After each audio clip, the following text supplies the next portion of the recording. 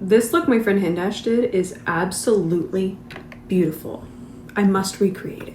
I think we'll start with mixing these two shades. I'm just gonna do a little bit of the darker one, and then we'll do mostly my favorite one, which is 18 Elm, but this is gonna go almost to our brow bone. I feel like mixing these on the eye is gonna be just fine. And we're gonna use a fluffy brush. And that's gonna be our initial base. I added a little bit more. I want a little bit more opacity. That way I can't really see my skin through it. But I will say, if you ever wanna layer a liquid, even a shadow stick, you can absolutely layer, but it's important to not let the shadow stick or the liquid shadow like we're using here completely dry down. That way we won't have any kind of crumbling or patchiness. Now under here, we're still gonna use a darker shade because once this one blends out, it's not quite as dark. I'm not gonna mix it. Also, do not worry about taking it too far.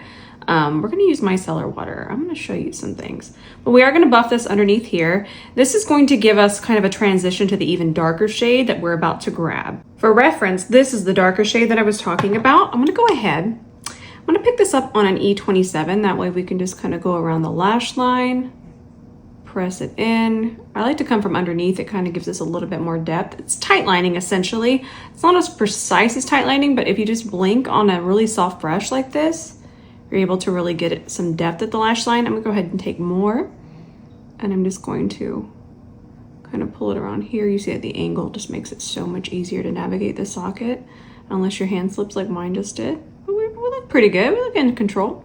I'm just gonna keep kind of bringing some depth to the outer part of the socket. If you heard snorting, that's my cat wanting in, so let me stop this. Now we're gonna grab more of the liquid, the dark one, just on the tip of the brush. I should say more on, see how it's angled? It's on the pointy side. I'm gonna turn to the side. This is actually so much easier than we think. And the reason why is because most of it is cleanup. Now I do recommend starting with really small amounts if you're thinking, wow, they didn't even show up. I don't wanna put a lot of product and have to do major cleanup and major fixing. So it's always good to kind of have that in mind, but it's really easy to clean up. So if you ever want to do something a little bit more graphic, I feel like this type of eye is a great place to start. Ooh, this is really good. And another thing I love to teach and have you understand, let me get a compact so I can kind of turn to the side here. Do you see how terrible this all looks underneath here? That's good. And the reason why is because it's so much easier to kind of take product down. I'm going to do this as an example and be very aggressive. But instead of going up and worrying and taking it into here where it's a lot harder to fix, whenever you're doing anything intricate, go down. Anywhere you know that you can clean up. Underneath here is so easy to clean, but up here it gets a little bit more complicated. So when you're doing something like this and you feel like you have too much, or you're just trying to figure it out, always just kind of flick down. Now I have my micellar water on my C30. We're gonna start to clean it up out this way. Ooh, I need my little mirror. There we go. Make sure it's not going out of focus. So we're just gonna shape it this way. And I'll continue to shape it a little bit more. I just find that this is so much easier because we're not having to layer like I mentioned. And then we'll do on top of it. And where I'm kind of coming from is where my eye separates right here. And I'm just gonna keep on tidying this. Now we're gonna grab that liquid shadow that's closer to our skin tone here. And that's gonna go in the center here. Then we're gonna reach for our E27. And we're just gonna tap this out and blend it a little bit, just some taps. That should do it. Then I'm just gonna take, actually, I'm gonna blend that a little bit more, but we're okay. Trying to get this all in one slide. I'm gonna take this shade here, fluffy brush, because we don't want too much of this. And I'm just gonna tap it to kind of smooth this transition a little bit more. I don't want to brighten, but I want to enhance. And I feel like this is the perfect shade. This is Urban Decay. This is actually one of their new shades. It's called Caffeinated. And it's a really nice kind of enhancing shade for my waterline, but not white to brighten. This is actually one of my favorite shades ever. I've talked about this before. Ooh, it's so pretty. But we're gonna pick it up on a fluffy brush. And the reason I put it on the back of my hand is because I want it to be more diffused on the lid, not so much complete champagne, just kind of want to tap just to get the shimmer from it.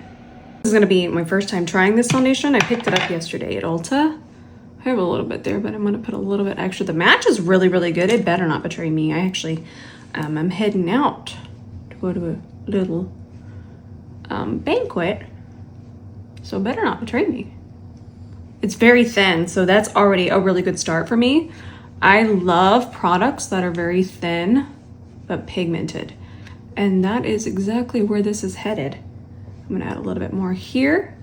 And remember how I mentioned how I don't really love to apply liquids and creams on top of already dried down products?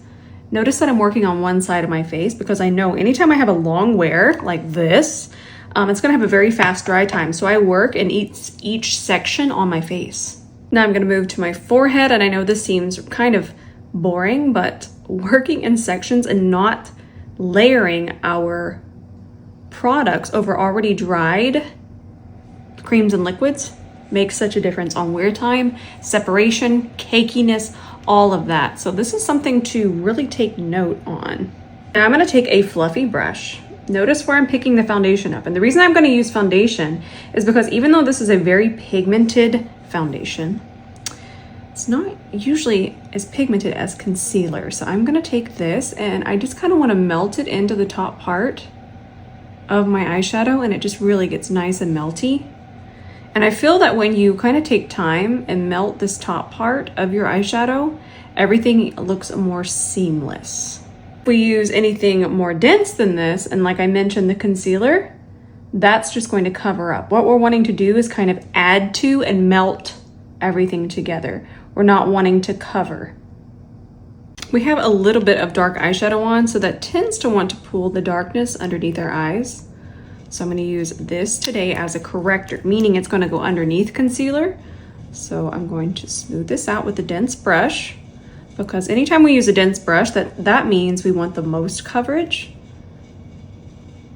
But then once I get underneath here, kind of to that bottom part, I want to kind of diffuse and have that start to melt into the foundation. Lily Lashes Self-Adhesive Lashes. This is the Style Moneymaker. It's already starting to grab, but it is important to even let it sit here and warm up more. Then I start to kind of pull it where I want it. See, it's not quite set, but it's more set in the middle, which makes it so much easier. I feel like sliding is the #1 reason we have trouble with lashes. So I really feel like these are great. But I will say, I always wait for my mascara to completely dry, because since the glue is already on there, if you get the glue really, really dirty, they're not gonna last as long. So that is a really important tip. So then I'll just kind of keep clamping this onto the skin right above my natural lash. Natasha Denona Concealer. I think I'm just going to do concealer underneath my eyes. The foundation's pretty full coverage.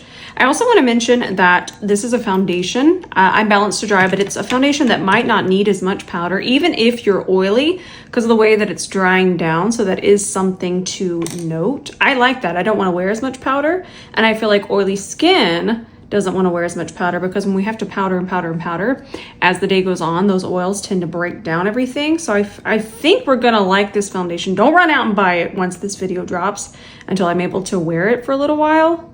And for a little while, I mean a week or two. But so far, so good.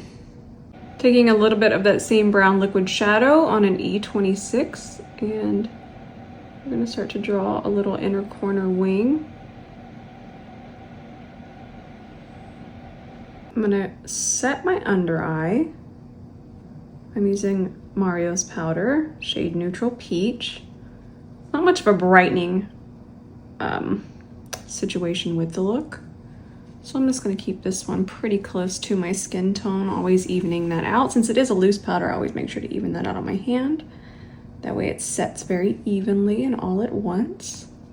I'll set the center. This is probably my favorite bronzer at the moment. This is my second one, and I'm hitting pan on this one now. So I'm just gonna go ahead, warm up the perimeter of my face. Hey, by the way, if you happen to have a C40, I wanna make sure you're using it right. Very quickly, you'll see that it goes to this thinner part of the brush. That's where I like to hold it. I'm gonna pick up the bronzer, and then you always want this side to point towards the ear like this. And then once you do these pressing motions, you get this beautiful transition without the brush flopping.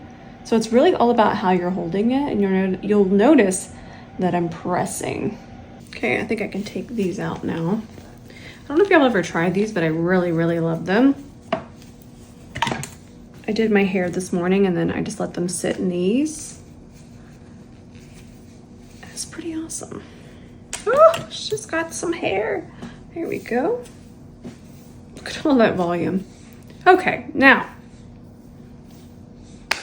blush and lips. I'm gonna go a little bit peachier with my blush, and also I've been enjoying kind of placing my blush through here. Think of it as a kind of a straight line from this top part of my nose, pew, right through there. And I feel like this brush just does that perfectly.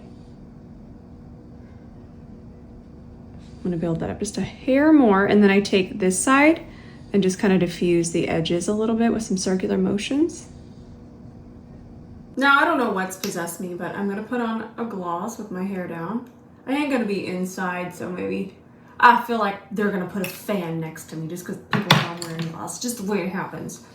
You get me. Gloss and lip gloss and hair, it just chaos. Then I'm gonna do MAC Graze just as a lip liner, as a lip contour, and a true contour that's called Graze. It's very, very gray. And I'm just gonna kind of enhance. And then I'm gonna find another lip liner to add a little bit more warmth so it's not so pink and gray. This is probably my favorite lip liner at the moment. We're just gonna go on top.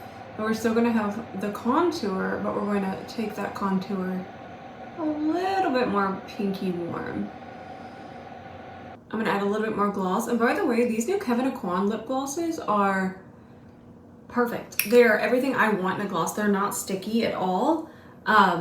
They're just delightfully pigmented. They're the right amount of pigment for me.